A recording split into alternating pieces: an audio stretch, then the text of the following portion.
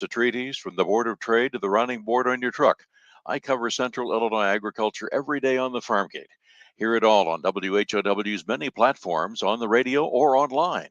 Join me, Stu Ellis, for the Farm Gate. Your friend in Central Illinois, WHOW. Top of the morning. Thanks for being with us. I'm your host today, Seth Lawrence. The WHOW Morning Show streams to Facebook and YouTube, brought to you by Peterson Insurance, your Pekin Insurance agent in Clinton.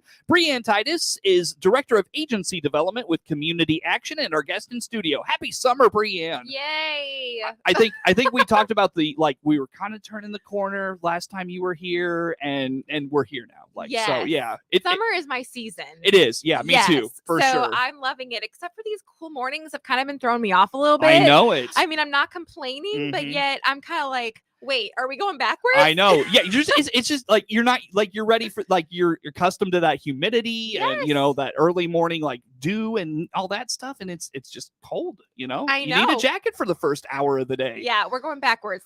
We need to keep going forward towards the heat and humidity. On the bright side, I haven't had to run my air conditioning in 3 days, so yes, it's been windows open and enjoying that breeze. Yes, and everybody should be enjoying that right now. Exactly. Save some money. Exactly right. Speaking of that breeze and opening those windows and reducing those energy costs, we're going to talk LIHEAP to kick us off. What's the latest with the LIHEAP program? So as we talked last time I was on the air, that LIHEAP was ending the end of May.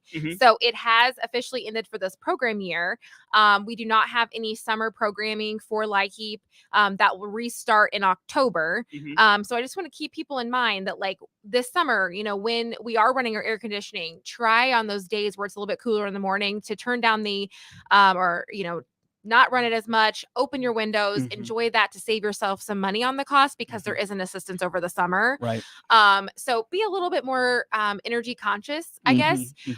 But, one of the things I want to say is sometimes we get these phone calls from people that they're in desperate situations. I cannot pay my bill. They're going to turn me off. They're going to disconnect me, what have you. And yes, we feel for you. We definitely do. But I do want to stress that we have 3 full-time staff members that cover 5 counties for this program. And this last program year, we ranked in the 97th percentile. We were in 97% from application to benefit. So we were at almost 100% of the people that we took applications from that received benefit. Really? We were at the top in the state for this, and that's for 3 people. And so I just, I really tried to think about how from September to May, 3 of our staff members took 425 appointments. So when people are calling and they're upset because we can't get them in, or they're upset because we can't get them in before their eviction, or they're not their eviction, but their disconnection notice, this is why we're doing the best we can with what we have available to us. And we wish we could staff more people, but the funding only allows us to do so much. Right. So just be patient with us over this process, but understand that we have one of the best LIHEAP staffs in the country or in the state. And we really are doing everything we can to make our customers have the best experience. So. Right. And a couple of things you touched on there I want to ask about. One was that 97% success rate. Is that a testimony to your LIHEAP workers and the applications they're putting together for these individuals? Is it really kind of cut and dry and they just kind of have to put the pieces together? What's that look like? Yeah, so there are specific requirements that every application has to have. So it's a little bit of a combination of the LIHEAP worker working with the customer, making sure we have the documents that we need in order to process a positive application. But it's also the turnaround. So there is trying to get that turnaround fairly quickly, especially if they're on a disconnect notice. They want to be able to let the energy provider know within a couple of hours, here, we're paying this bill. Please don't disconnect them or reconnect them or what have you. So our staff works very diligently to make sure not only we have the information that we need, we have the documents that we need, but also make sure that's approved quickly and through the system so that it can go to benefit faster. If you wait too long, sometimes it doesn't always, it'll deny the application. All right. So it is a combination of those things Mm-hmm. that allows us to make sure that our customers are getting served. Yeah. Now, the other thing I wanted to hit on was your staffing levels, and you've got Yes. 3 trying to process 500 requests over a short period of time. You mentioned the grant funding only lets you basically employ 3 people. Yes. Speak to that a little bit further, and what that kind of looks like for your agency. Yeah. So when it comes to federal funding, they will say, we're going to give you X amount of dollars. Typically, that's set by the president's budget for the year. Mm-hmm. We're going to give you X amount of dollars to provide your program. And then they split it up to percentage of what they're going to pay operationally, which is like your staff, your rent, Mm-hmm. your ability to provide the program. Mm-hmm. And then they have what they call client assistance dollars, and they have a percentage for that. Typically with this specific program, we only get 6% of the overall grant funding to do for operational expenses. Okay. And so we're giving hundreds of thousands of dollars in client assistance to pay these energy bills, but we're only getting 6% of our overall budget to pay our staff. Right. And that doesn't give us a lot of money. Mm-hmm. And so there's not a lot of extra Mm-hmm. because you're paying for computer service, and you're paying for internet, you're paying for phone. Like Mhm. that's all everything. Right. Right. And so that makes it a little bit difficult to staff, but our staff is dedicated. We have one person in particular who's been with our agency for 30 years. Mhm. They're dedicated. They know the process. They know what they're doing. And they understand. They're respectful to each other to say, like, we've got to work together to make this happen. Right, sure. So again, our guest in studio this morning is Breann Titus, Director of Agency Development with Community Action. So when it comes to that LIHEAP application, resumes in, you said October? Yes. So when it comes October, I'm kind of curious, are they lining up right then to get that assistance? Are they waiting to maybe the winter when that energy bill is at its peak and they know they're not going to be able to maybe afford it in January, February, when we're seeing those, nights that are at freezing or below, and those daytime temperatures that are freezing or just above? Like, what do you see in terms of the trends of the LIHEAP program? Yeah, historically, it has been kind of that lineup process. We've actually offered a couple of blitz weeks in the past where we basically say, like, we're going to be available from 8 to 4. Walk-in appointments, first come, first serve, line up at the door. We'll bring you in. We'll take copies of your documents and we'll just bust them out. Okay. We've done that in the past where people have been waiting when we walk in the door every morning. Oh, wow. And then way back when they did it by priority period. So the only people that could schedule appointments initially was your elderly population, people with disabilities, and then people with young children in the home. Okay. And the general population had to wait. The last couple of years, we've seen different things all over the world because of the pandemic. And a lot of times we saw that people were waiting. They weren't really getting this urgency, like, hey, I need to get my bill paid, because Ameren wasn't shutting off. Right. A lot of the other energy services were not shutting off because of the pandemic. So we had a lot of people that were kind of waiting until the last minute. Well, then they were waiting, and then it was like panic moment. We do have some, we try to stress, like, you only typically get a service once a year in the program year. So kind of be particular about how you're doing that. Are you going to do it in the winter when typically your bill's higher? Are you going to wait when your bill, in October, November, where you possibly could still keep your windows open? Like, be good about how you're deciding when you're going to come in. Right. Be good about that. And I will tell you, that coming up this year, they're going back to priority periods. So what's that mean? So that means that the first round of people that can schedule appointments are your seniors, your disabled population, and your people with young children. So general pop is going to have to wait. Is that how it was before? It was many years ago. I would say maybe the last year we did that was 2018, 2019. Okay. And so we're shifting back to that. So keep that in mind, that you're not necessarily going to be able to get an appointment right away unless you fall into one of those categories. Now, when an individual applies for the LIHEAP, Breann, do they have to have a bill that they want taken care of when they come in? Can they say, I'm going to apply, but may not utilize it till January, February? Can they defer in that manner? So usually what we ask for is them to bring in their most current bill. Okay. And then we will go based on that if they have a balance. Mhm. Now, in some situations, we had an elderly woman who had paid her bill, but she knew looking into it with inflation and such that she was going to be struggling a little bit to pay some of her expenses. Okay. And so in her situation, she came in, we were able to qualify her for LIHEAP, and then that was a credit towards her bill. Okay. So for like basically the next month, she would have a credit towards that bill since she was already paid it down. Okay. So some situations happen like that where it's a credit towards your bill. And in some situations, we're basically just paying the balance for you to keep your energy assistance. I see. Very good. What did I miss in that conversation you want to put out there? I think we're good. Just remember, October 1st, stay focused on the Facebook page for community action so that we can get that information out to you, and just stay tuned for more info. Yeah, I mean, your LIHEAP workers, gosh, it sounds like they got a lot on their plate in that time frame, It's time for vacation now for them. Yeah. Well, and I'm sitting there thinking, like you were talking about those blitz days you do, and I'm like, when do these folks eat lunch? Like, do they get a coffee break? I just picture you have a line and it's just one in, one out, one in, one out. You know what I mean? And it's like, like it's kind of an all hands on deck. Right. That's what it sounds like. Yeah. I mean, I've even helped where I just kind of greet people as they come in. I will take copies of people's documents. Right. So that way, when that person's ready to take that appointment, I literally just hand it to them so they can go do their thing real quick and move on to the next person. Oh man. So will you do that again, you think? Or is that too much? I don't know what the plan is. Okay. I think maybe that might be a possibility. It's worked well for us in the past, so that could be potentially something we'll do again. Is that one thing that just gets people in immediately, reduces that wait time, and it's just like kind of one way to reduce that backlog, if you will? Absolutely. And I think it, kind of that just getting even that spark of like the program's back. Here's what's happening. Get in now.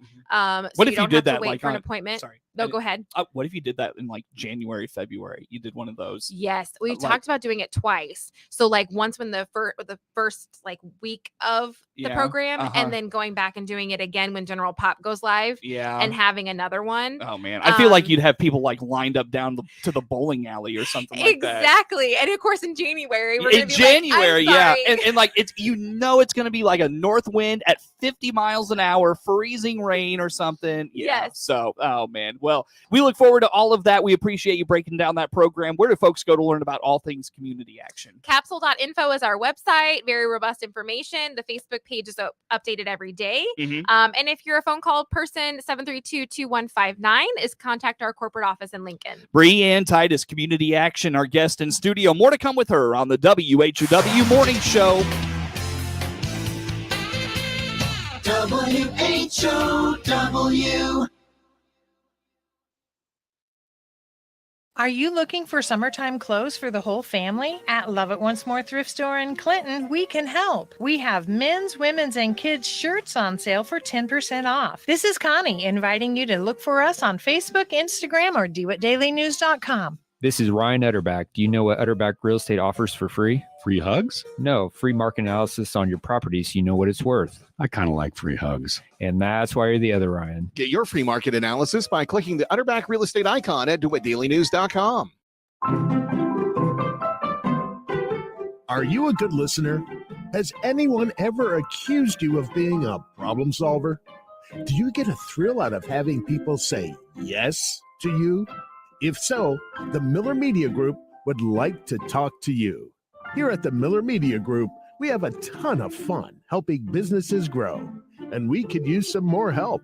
So if you or someone you know has marketing and advertising experience or any of the previously mentioned skills and wants the opportunity to earn with commissions over $50,000 a year, send your resume to sales@randyradio.com.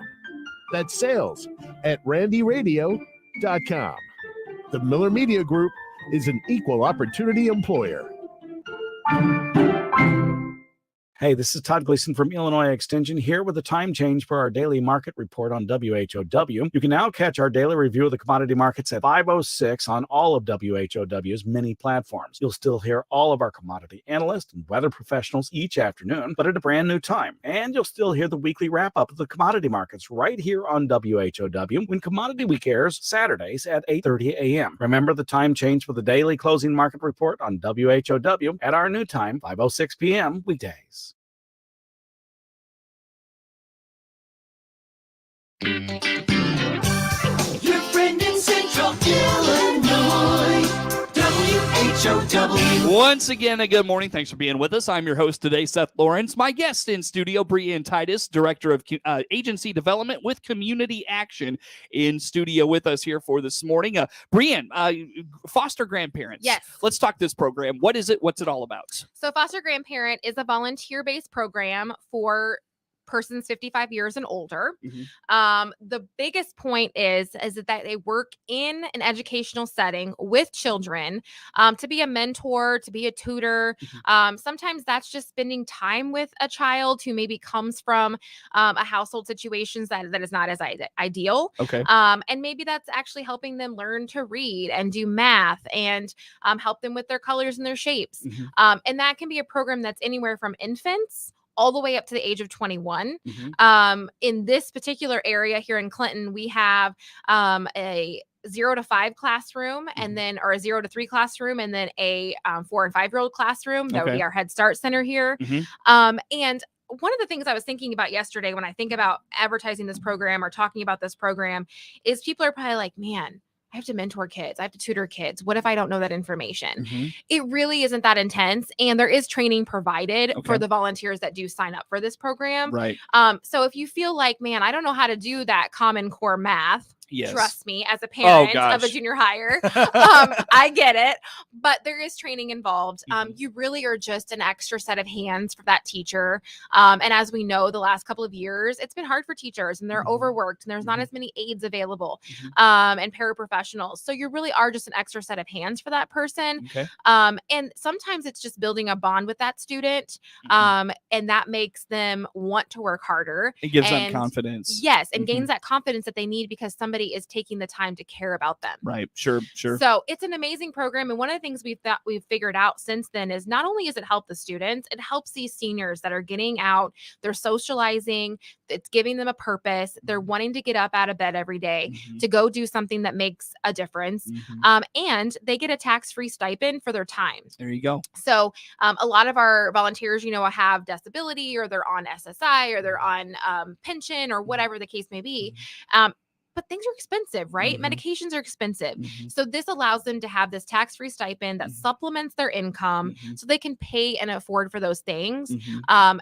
Throughout the rest of their life. Yeah. Now, and when you talk about that, probably a lot of folks worry, well, will I lose my pension? Will I lose my SSI if this is income that I can account for? How does that work? Yeah. So since it is tax-free, it is not listed as income. Okay. It is literally just extra, and it's extra supplemental money. We have some that use it for, they'll save it back and they'll use it for, presents for their grandkids. We have some that goes towards their medications every month. Depends on kind of their, economic situation, but it truly is just supplemental. They do get a little mileage if they drive themselves back and forth. So we do help them with that as well. And it's so flexible. And that's one of the things I think seniors are like, well, I'm retired. I don't really know if I want to go back to volunteering for all the hours. Right. We have some that volunteer 15 hours a week. We have some that volunteer 40 hours a week. So it really depends on what you're comfortable with as a volunteer, as well as what the needs of the classroom are. Yeah, that's where I was going to go next, is what's that commitment look like? So it sounds like it can be very kind of customized to, what do you want to do? What are you available for? It sounds like you can do a lot of that. Absolutely. And the way that it works in the classroom is typically there is 4 children that are identified and assigned to that foster grandparent. And there's certain activities that they're going to do with each child. So maybe that's doing some social development with this child, or maybe that's doing some reading help with this child. So there is a plan that happens, and you kind of get those 4 children to put under your wing and take care of, instead of working with every single child in the classroom. Very good. Yeah. So Breann, anything else on that program you want to hit on? No, just check out the website if you're interested, or call us at 732-2159. We definitely need some volunteers in DeWitt County. So if you're listening and that sounds interesting to you, please call us. We'd love to talk to you about it. Now, is that primarily through the school year, like that's August, late August to maybe April, May timeframe? Yes, we do have some sites that do over the summer as well, like daycare facilities and whatnot, but specifically here in Clinton is the school year. All right, very good. So keep that in mind. Breann, let's wrap things up. What do you want to get to next? What's kind of been top of mind for you? What are you working on? I've been working on some stuff about just kind of teaching people more about our agency and what we are. One of the things we came came up is to remind people that we are one of 1,000. So we are part of a national network. We run independently, but we do have a national network. So there's tons of community action agencies out there. So keep that in mind when you're doing your research, that we are covering 6 counties, but there are so many more of us out there. And we're a nonprofit. So keep that in mind too when you're thinking about donations and whatnot. We are a nonprofit. Yes, we receive government funding. We are not a government agency though. Right, sure. So when it comes to those dollars that you get from the federal government, they're pretty well regulated. I mean, they have to go to certain places. You don't have a lot of flexibility with that. We do not. And that's one of the things we talk about with Cheeseburger every year, and why we do an event like that is because that money comes in unrestricted, and we can do what we need to do for the community and the customers in crisis at that moment. When we get federal funding, they tell us what to do with it. Sure. And you can't move it around. You can't take it to this program, You have to use it for what it's earmarked for. Right. And so it is restricted. And so anybody that decides to make a donation or wants to get involved that way, please let us know. That's super helpful for us. And it helps us to be able to serve customers outside the regulations. When it comes to the summer months, Breann, I just kind of thought of this. Do things slow down for you? What does summer, keep you busy with? Or is it really kind of a lot of downtime and recover and get things ready for the next busy season? What's summer look like? It kind of depends on the program, I think. So like Meals on Wheels is still going full force, still serving our homebound seniors. Transportation is going full force, even more so because people are getting out of their homes because it's not cold outside. And Head Start is heavy right now. Really? They are in heavy recruitment mode. They're going through selection. They're working on getting everybody ready for the next school year. So it's hot and heavy in Head Start right now. What's interest there like? It's been really, really good. I think people, now that the pandemic has even slowed more, people are like, okay, my kid can go back to school now in a classroom. So it's been really good. And we're doing some new ad campaigns on Google and YouTube. So we're getting more information out there, and we've got very positive results so far. Awesome. Good stuff. Well, again, where do folks go to learn about all things community action? Capsule.info is our website, Facebook page updated daily, and phone number 217-732-2159.